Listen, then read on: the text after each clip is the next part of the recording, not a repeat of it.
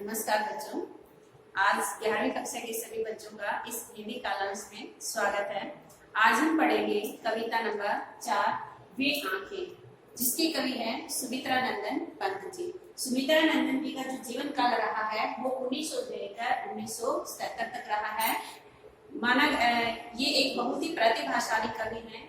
इनका जन्म 1900 में अल्मोड़ा में हुआ था, यानी कोशानी गांव में। तो 6 घंटे पश्चात ही इनकी माता का देहांत हो गया था। तो इसकी बुआ दादी वगैरह ने इनका पालन पोषण किया था। तो चौथी कविता से ही इन्होंने लिखना शुरू कर दिया था। प्रकृति की गोद में पले बढ़े हैं, तो लिखने की प्रेरणा भी इनको प्रकृति से ही मिली है। तो इनकी अनेकों रचनाएं हैं। तो सबसे पहले इसमें वे आंखें कविता के बारे में बताती हूँ मैं। कवि ने वे आंखें कविता में स्वाधीनता के बाद भारतीय किसान की दुर्दशा का वर्णन बताया है कि किस तरह से वो अपने खेतों से अलग कर दिया जाता है, यानी जमींदार, महाजन, पुलिस वाले सब उसके साथ लूटपाट मचाते हैं, शुरू करते हैं। तो इस तरह की बातों का वर्णन इस कविता में कवि ने किया है। तो इन पंक्तियों में जो हम पढ़ेंगे 2 पद्यांश, इसमें भी यही बताया गया है कि किस तरह से भारतीय किसान अपने घर बार बैल सब कुछ उसके नीलाम हो जाते हैं और बनिया क्या करता है, अपने ब्याज मतलब मूल के साथ साथ वो अपना ब्याज भी उठा लेता है।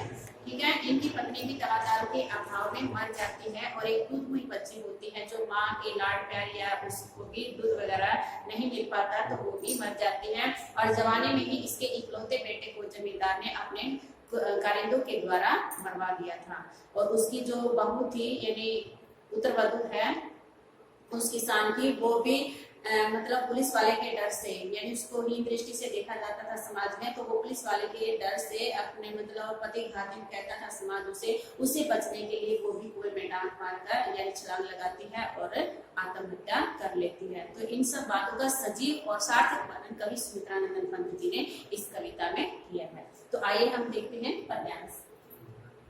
अंधकार की गुहा सरीखी उन आंखों से डरता है मन, भरा दूर तक उनमें दारू दैन्य धुका निरंजन। वह स्वाधीन किसान रहा अभिमान भरा आंखों में इसका, छोड़ उसे मझधार आज संसार पगार से ग्रस्त है खिसका। तो प्रस्तुत काव्य पंक्तियां हमारी हिंदी की पाठ्य पुस्तक आरोह भाग 1 में संकलित कविता नंबर 4 वे आंखें से ली गई हैं, जिसकी रचयिता है सुमित्रा नंदन पंत जी। तो सुमित्रा नंदन पंत जी ने बताया है, यानी उस किसान की दीनता, उसकी पीड़ा का वर्णन करते हुए बताया है कि अंधकार की गुहा सरीखी, यानी जो किसान की आंखें हैं वो गुफा के समान भयानक लग रही है। गुफा क्या होती है? गुफा। सरीखी मतलब समान।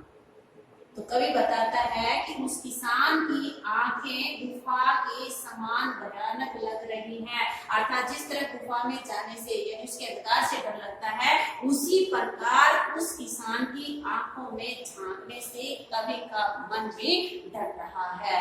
ठीक है। तो इसमें इसकी तुलना हुई है, कवि की आंखों की तुलना गुफा के समान बताई गई है।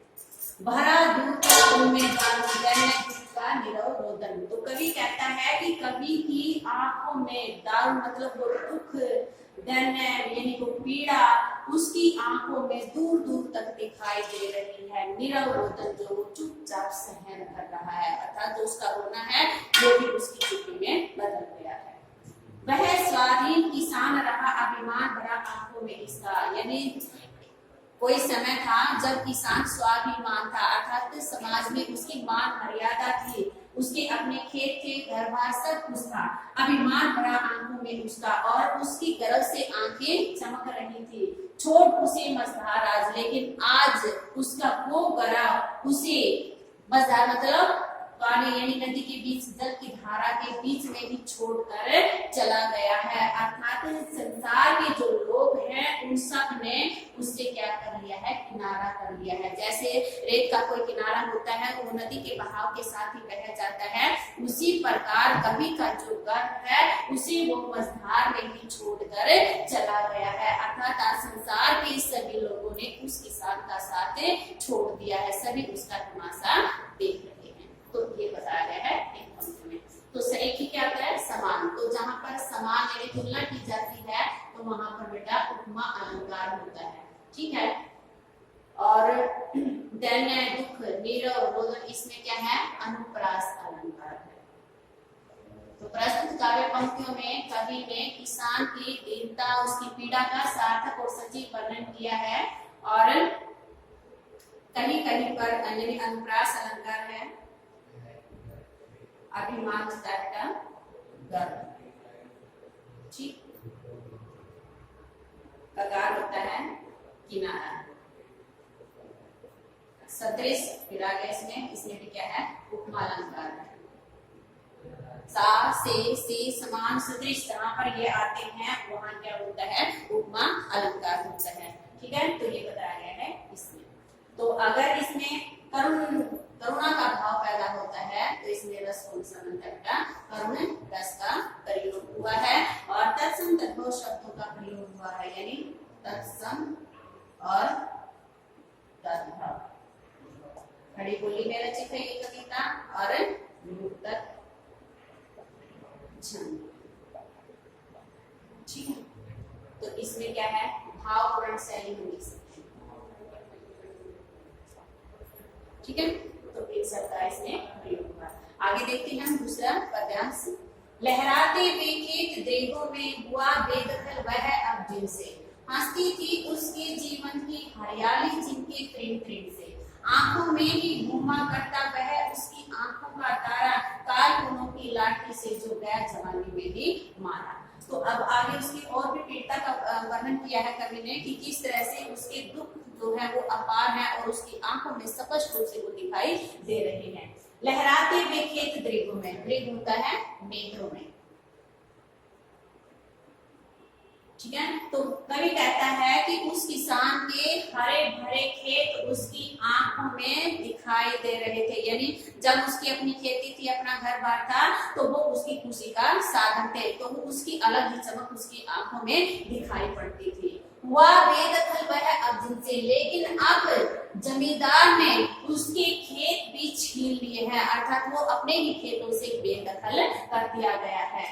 हंसती थी उसके जीवन की हरियाली जिनके प्रेम से, तो कभी कभार जब उसके अपने खेत थे तो उसकी उगाई हुई यानी उसकी सिंचित की गई फसल का एक एक तिनका उसके जीवन में खुशी का आधार था, यानी वो अपनी फसल को देखकर, लहराती हुई फसलों को देखकर उसकी खुशी का ठिकाना नहीं रहता था, वही उसकी खुशी का आधार होता था। आंखों में ही घूमा करता वह उसकी आंखों का तारा। अब खेत से तो वो बेदखल हो गया, इतना ही नहीं, इसके बाद भी उन जमींदार ने, यानी उस जमींदार ने उसका इकलौता बेटा, आंखों का तारा क्या होता है, बहुत प्यारा, यानी उसका इकलौता और बहुत प्यारा बेटा उसकी आंखों में आज भी घूम रहा है, जो जमींदार ने अपने कारिंदों के द्वारा लाठी से पिटवा पिटवा कर जवानी में ही मरवा डाला। तो वो आज भी उस अपने बेटे की जो तस्वीर है उसकी स्पष्ट छवि उसमें नजर आ रही है, तो उसे याद करके वो और भी अत्यधिक पीड़ित हो जाता है। ठीक है, तो इसमें कवि ने किसान की गरीबी का वर्णन बताया है और उसके इकलौते बेटे के बारे में बताया है कि किस तरह से वो अपनी गरीबी में तो जी रहा था, लेकिन उस जमींदार ने उसके बेटे को भी मरवा दिया। तो इसमें जमींदार की क्रूरता का वर्णन किया गया है और भावपूर्ण शैली है। आंखों का तारा, मुहावरे का सुंदर और सार्थक प्रयोग कवि ने इस पंक्ति में किया है। त्रिणी त्रिणी में क्या हुआ, पुनरुक्ति प्रकाश अलंकार है, पुनरुक्ति प्रकाश अलंकार है। ठीक है, दृगों में जिनसे हरियाली हंसती, इसमें कहीं कहीं पर क्या है, अनुप्रास अलंकार की छटा है। अगर हम बिंब कहें तो बिंब का भी इसमें प्रयोग कवि ने किया हुआ है, वही तत्सम तद्भव शब्दावली है और कारकुनों का अर्थ कहीं यहाँ पर करेंगे। ठीक है, यानी काम करने वाले, और इसमें यही शब्द बताया गया है।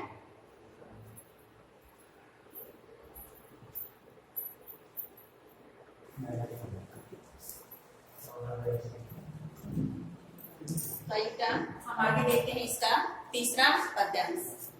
बिका दिया घर द्वार महाजन ने प्याज की कौड़ी छोड़ी, रह रहे आंखों में चुपती वह पूरक हुई पर्दों की जोड़ी, उजड़ी उसकी सिवा किसी को पास भाने आने देती, आंखों में नाचा करती, उजड़ गई जो सूखी खेती।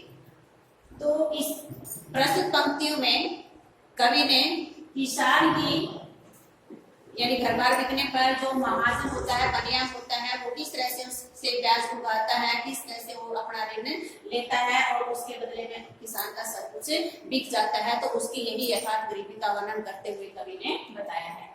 बिका दिया घर द्वार, महाजन ने ब्याज की कौड़ी छोड़ी। तो अब इन पंक्तियों में कवि ने महाजन की क्रूरता का वर्णन करते हुए बताया है कि उस बनिए ने, उस महाजन ने अपने मूल के साथ साथ अपने ब्याज की भी उगाही करनी चाहिए और उस किसान की एक भी कौड़ी यानी एक भी पैसा माफ नहीं किया। उसके कारण किसान का घर बार सब कुछ नीलाम हो जाता है, सब कुछ बिक जाता है। रह रहे आंखों में चुभती वह कुरत हुई बर्तों की जोड़ी। इतना ही नहीं, जो किसान के खेती करने के साधन थे अर्थात उसके बर्दों की यानी बैलों की जो जोड़ी थी वो भी क्या हो जाती है, नीलाम हो जाती है। कुरत होना यहाँ क्या बताया गया है, नीलाम। ठीक है, जो बार बार उसकी आंखों में चुभ रही है। अर्थात जब वो अपने खेती बाड़ी को याद करता है, अपने साधनों को याद करता है, तो वो पीड़ा, वो दुख उसे उसकी आंखों में स्पष्ट दिखाई दे रहा है। अर्थात सुई की नोक की तरह वो चुभ रहा है। उजरी उसके सिवा किसी के पास दुहाने आने देती। अब उजरी क्या है यहाँ पर, सफेद।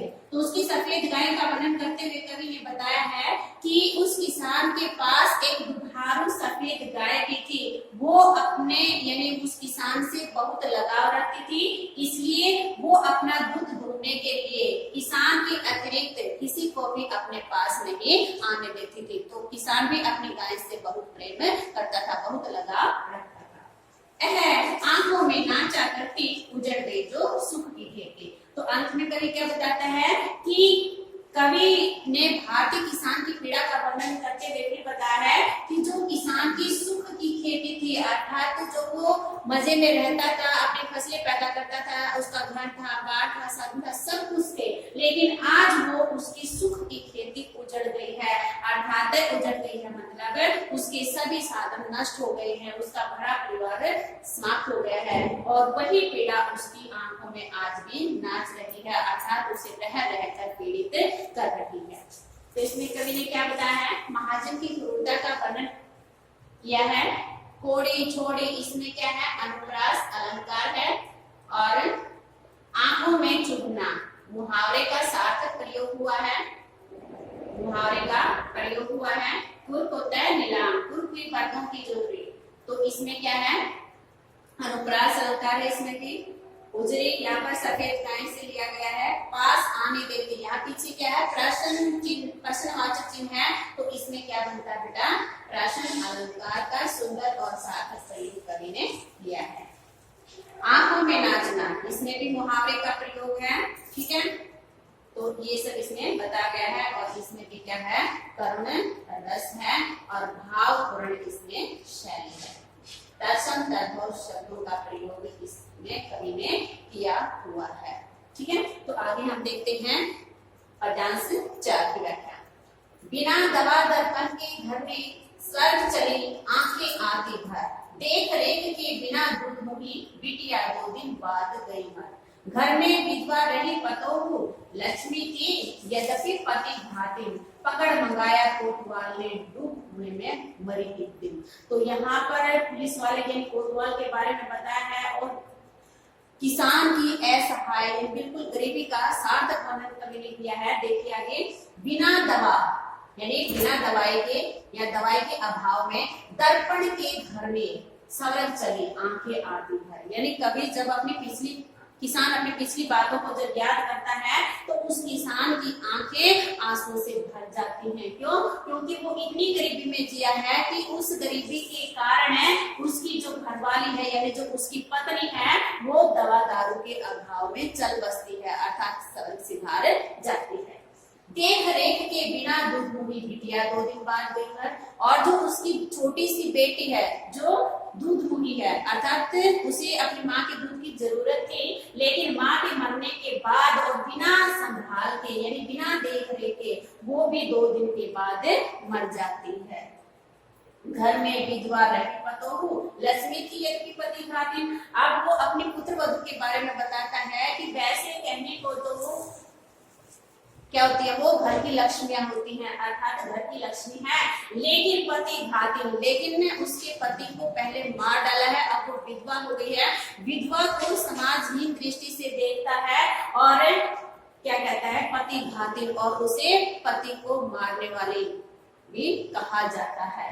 ठीक है, पकड़ मंगाया कोतवाल ने, और एक दिन कोतवाल क्या करता है, उसकी पत्नी यानी उस विधवा बहू को अपने पास बुलाता है, डूब कुएं में मरी एक दिन, लेकिन वो औरत अपने इस अपमान को सहन नहीं कर पाती और कुएं में डूबकर अपनी जान दे देती है। तो इसमें क्या बताया गया है, कवि का भरा पूरा परिवार गरीबी के अभाव में नष्ट होता चला जा रहा है। तो उसकी दीनता, उसकी पीड़ा का सार्थक प्रयोग कवि ने इन पंक्तियों में किया है। देख रेख में क्या मिला, अनुप्रास अलंकार है। ठीक है, दर्पण घर में, इसमें भी कहीं कहीं पर अनुप्रास अलंकार है। आंखें भर आना मुहावरे का प्रयोग है। ठीक है, और 2 दिन, इसमें भी अनुप्रास अलंकार की छटा है। और बस इसी ने ही वर्णन किया है, तो इसमें भी वही सब बनता है, करुण रसद भावपूर्ण शैली का प्रयोग हुआ है, और कवि ने किसान की दीनता, उसकी पीड़ा, उसकी गरीबी का यथार्थ चित्रण इन पंक्तियों में किया है।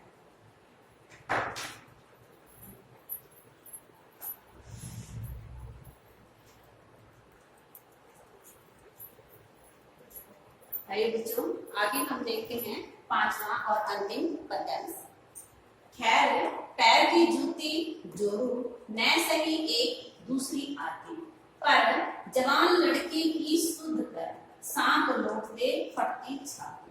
पिछली सुख की स्मृति आंखों में, अक्षण भर एक चमक फैलाती, तुरंत शून्य में गड़ वह जीवन, तीखी नोक सदृश बन जाती। अब कवि ने बताया है कि किस तरह से किसान का भरा पूरा परिवार, उसके खेती के साधन सब कुछ समाप्त हो जाता है, यानी उसके पास अब कुछ भी नहीं है। अब वो अपने पिछली यादों के बारे में बताता है, या इससे समाज की जो सोच है उसका वर्णन यहाँ पर कवि ने किया है। खैर पैर की जूती जोरू, अब जोरू क्या आती है, पत्नी। कवि ने बताया है कि वो किसान सोचता है कि जो पत्नी होती है वो है तो पैर की जूती के समान होती है, अर्थात कहने का अभिप्राय है कि इस समाज में औरत की कोई इज्जत नहीं होती। ठीक है, तो इसी कारण इसने बताया है कि खैर पैर की जूती जो, यानी पत्नी तो उसने पैर की जूती के समान मानी है, न सही एक दूसरी आती, कि एक चल बसती है तो आदमी क्या कर लेता है, दूसरा विवाह कर लेता है, अर्थात दूसरी पत्नी ले आता है। पर जवान लड़की की सुध कर, लेकिन जब वो अपने जवान बेटे को याद करता है, सांप लौटते फटती छाती, तो उसका जो दर्द है वो असहनीय हो जाता है, अर्थात उसकी छाती पर सांप लौटने लगते हैं, उसकी छाती फटने को हो जाती है। तो वो क्या है, असहनीय दुख सहन कर रहा है। ठीक है, किसे याद करके, अपने जवान लड़के की मृत्यु को याद करके, कि किस तरह से कारिंदों ने उसको पीट पीट कर मार डाला। जब वो इस दृश्य को याद करता है तो किसान की छाती फटने को हो जाती है, अर्थात उसे अत्यधिक पीड़ा होती है। पिछले सुख की स्मृति आंखों में अक्षण भर एक चमक फैलाती। तो यहाँ पर कवि ने बताया है कि किसान जब अपनी पिछली यादों को, यानी जो अतीत की यादें हैं उन्हें जब याद करता है, यानी अपने घर परिवार पत्नी बच्चे सब कुछ उसे याद आते हैं, तो एक पल